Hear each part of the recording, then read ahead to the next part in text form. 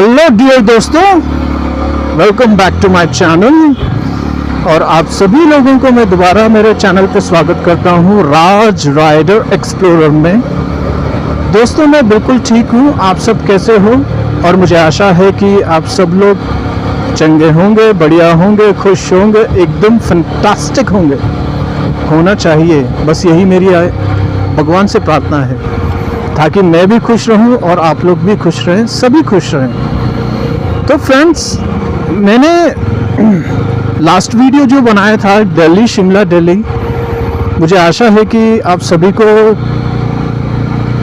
पसंद आया होगा, अच्छा लगा होगा। और dear friends, I am really sorry, very sorry अगर उसमें कुछ आप लोगों को बुरा दिखा हो या लगा हो या वीडियो अच्छा नहीं लगा हो आप लोगों को, उसके लिए मैं बहुत बहुत माफ़ी चाहता हूँ मैं। बट जिन व्यूअर्स ने वीडियोस को देखा और लाइक किया और शेयर की, मैं उनके लिए बहुत धन्यवाद देना चाहता हूँ मैं। और जिनको पसंद नहीं आया उनको मैं यही बोलना चाहूँगा, I am really very sorry dear brothers and sisters and viewers. जो भी आप लोगों को पसंद नहीं आया, मैं कोशिश करूँगा कि आप लोगों को मैं ऐसा कुछ कंटेंट या जो गलती हुई है वो मैं दोबारा ना दोहरा सकूं। तो मैं आप लोगों से यही रिक्वेस्ट करता हूं मेरे भाइयों बहनों कि अगर कुछ कमी दिख रही है तो प्लीज़ मुझे कमेंट सेक्शन पे ज़रूर बताइए कि कहाँ गलती हुई है और मैं क्या कर रहा हूँ, ताकि मैं उसको सुधार सकूँ। ओके डियर फ्रेंड्स, तो लास्ट वीडियो मैंने जो डाला था दिल्ली शिमला दिल्ली, और वो मैंने एक ही दिन में पूरा किया। एंड 730 किलोमीटर, एक्चुअली क्या है कि मैंने 1000 किलोमीटर तो मैंने कार चलाई है एक दिन में, बट हॉनेस्टली बोलूँ तो बाइक कभी नहीं चलाई इतना। ये फर्स्ट टाइम मैंने चलाया है। बाइक चलाए हुए तो हार्डली 500 किलोमीटर तक चलाया, बट 730 ये फर्स्ट टाइम है, तो खुद के लिए बहुत खुशी की बात है। तो बट ये है कि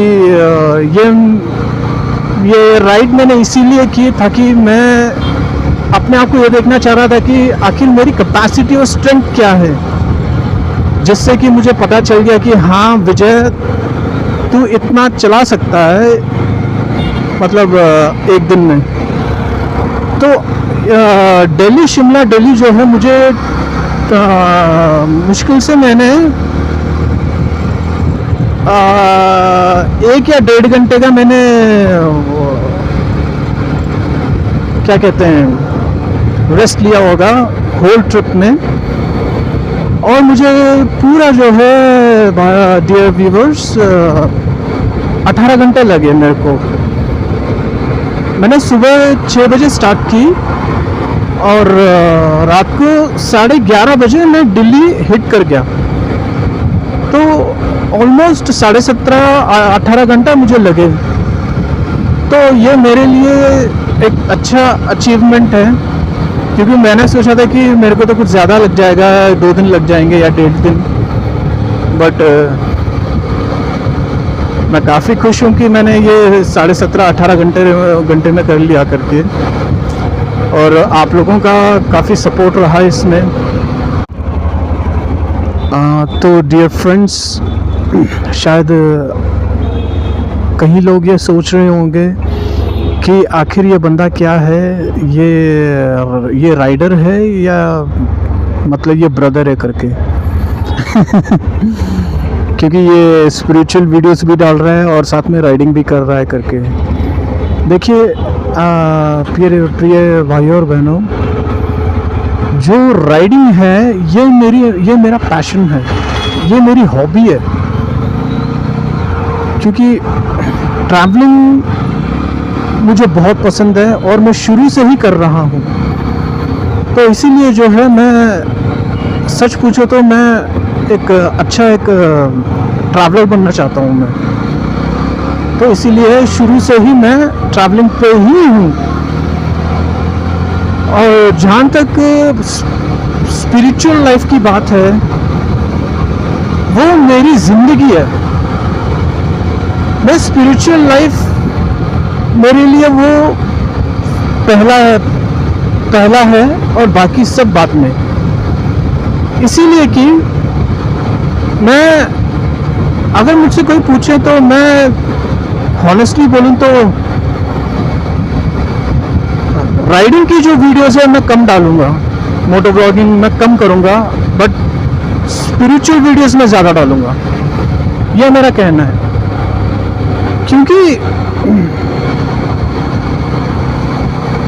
मेरी यही प्रार्थना है कि हर किसी को स्पिरिचुअली स्ट्रांग होना चाहिए।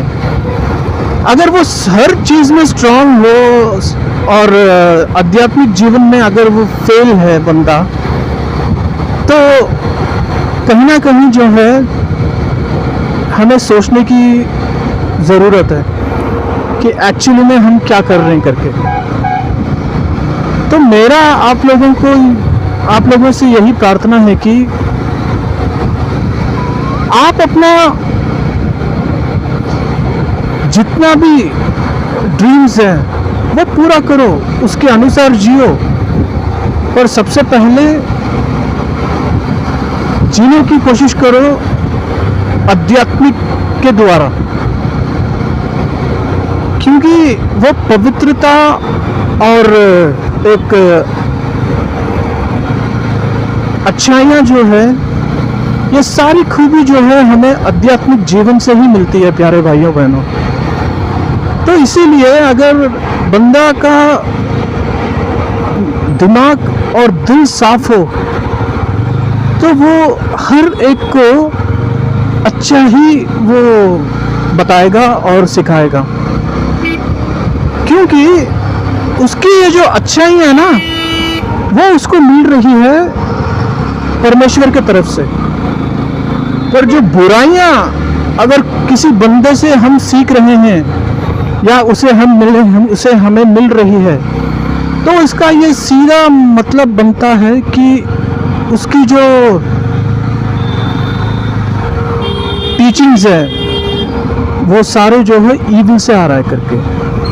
तो डियर ब्रदर्स एंड सिस्टर्स, मैं आप लोगों से यही रिक्वेस्ट करूंगा कि आप लोग भी आध्यात्मिक जीवन में आगे बढ़िए, अपने परमेश्वर को जानिए और कोशिश कीजिए कि आखिर कौन है मेरा सच्चा परमेश्वर, और उसकी उपासना कीजिए जिसने आपको बनाया है। अगर हम उसकी उपासना करेंगे जिसने हमें नहीं बनाया है, तो इसका मतलब ये है कि जिसने हमें पैदा किया है, जिसने हमें बनाया है, तो उसका हम दिल दुखा रहे हैं। तो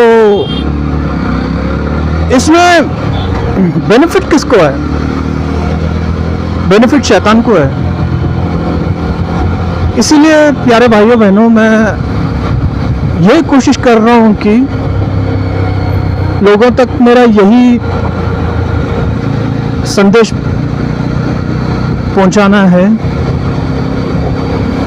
कि क्या हम जिस परमेश्वर को पूज रहे हैं, क्या वो सच्चा परमेश्वर है? कहीं ऐसा तो नहीं है कि मैं किसी गलत परमेश्वर को पूज रहा हूं? तो हर किसी को मैं यही बताना चाहता हूं कि प्लीज आप ये समझने की कोशिश कीजिए कि आपका सच्चा परमेश्वर कौन है। क्योंकि मुझे तो पता है मेरा सच्चा परमेश्वर जो है वो यीशु मसीह है, क्योंकि बाइबल साफ कहता है कि दुनिया उनके तरफ से बनाई गई है और लोग जो है इस दुनिया में कैसे आए, तो लोगों को कैसे बनाया पिता परमेश्वर ने। तो ये मुझे सीखने को मिला है जो बाइबल साफ साफ सिखाता है। तो मैं पूरी तरह संतुष्ट हूँ कि मेरा सच्चा परमेश्वर जो है वो यीशु मसीह है। पर आजकल के कई ऐसे लोग हैं जिनको पता नहीं कि सच्चा परमेश्वर कौन है करके। बस वही मैं आप लोगों तक ये संदेश पहुंचाना चाहता हूं कि आप कोशिश कीजिए और ये पहचानने की इच्छा रखिए कि आपका परमेश्वर कौन है और आपको बनाया किसने। क्योंकि जिसने संसार को बनाया, जिसने मनुष्य को बनाया, जिसने धरती और स्वर्ग को बनाया, वही सच्चा परमेश्वर है। तो अगर आप सब सहमत हैं मेरी बातों में तो कमेंट सेक्शन पे ज़रूर अपना रिव्यू या ओपिनियन दीजिए। अगर मैं गलत हूँ तो मुझे आप जहाँ मैं गलत हूँ उसको आप ठीक करवाइए। अगर वो मुझे सही लगता है तो फिर मैं उस चीज़ को एक्सेप्ट कर लूँगा। क्योंकि देखो, मैं इसीलिए कह रहा हूँ मेरे प्यारे भाइयों बहनों, हम इस ज़िंदगी में आ तो गए, इस संसार में आ तो गए, पर हमें लेके आने वाला कौन है यह हमें देखना है। और हमें मतलब हमारा इस दुनिया में वक्त पूरा होने के बाद हम जाएंगे किसके पास, ये हमें देखना है। तो हमारे दिमाग में ये रहना चाहिए हमेशा कि मुझे जिसने बनाकर इस दुनिया में भेजा है वापस मुझे उसी के पास जाना है। तो जिसने मुझे भेजा है तो क्या मैं उसको जानता हूँ, यही सवाल है। अगर आप उसको जानते हो तो आप उसकी उपासना करो। अगर आप उसे नहीं जानते हो तो मैं आप लोगों से रिक्वेस्ट करूँगा कि जितना जल्दी हो सके उसे पहचानने की कोशिश करो जिसने आपको बनाया है। ठीक है मेरे प्यारे भाइयों बहनों। तो जिनको भी आध्यात्मिक जीवन में आगे बढ़ना है, अगर कुछ सीखना चाहते हैं तो ज़रूरी नहीं है कि आप लोग मेरी वीडियोस देखें। मैं आप लोगों से रिक्वेस्ट करूंगा कि बहुत अच्छे लोग हैं जो आध्यात्मिक जीवन में बहुत पवित्र हैं, आप उनका भी सुन सकते हैं, आप उनका भी नॉलेज गेन कर सकते हैं। बट मैं तो यही कहूँगा कि आंखें बंद करके कभी भी किसी को भरोसा मत करना। ये मैं रिक्वेस्ट मैं ये करता हूँ मैं, क्योंकि कुछ चीज़ें ऐसी होती है प्यारे भाइयों बहनों जो शैतान की तरफ से आता है, और उस शैतान से जो है हम सबको बचना है। तो मैं आप लोगों से यही रिक्वेस्ट करता हूँ कि प्लीज़ आप इससे थोड़ा बचिए, ठीक है। बस मैं ये वीडियो अब यहीं स्टॉप करता हूँ और मुझे आशा है कि आपको ये वीडियो अच्छा लगा होगा। तो मैं आप लोगों से बहुत जल्द मिलता हूँ। Thank you, bye, take care.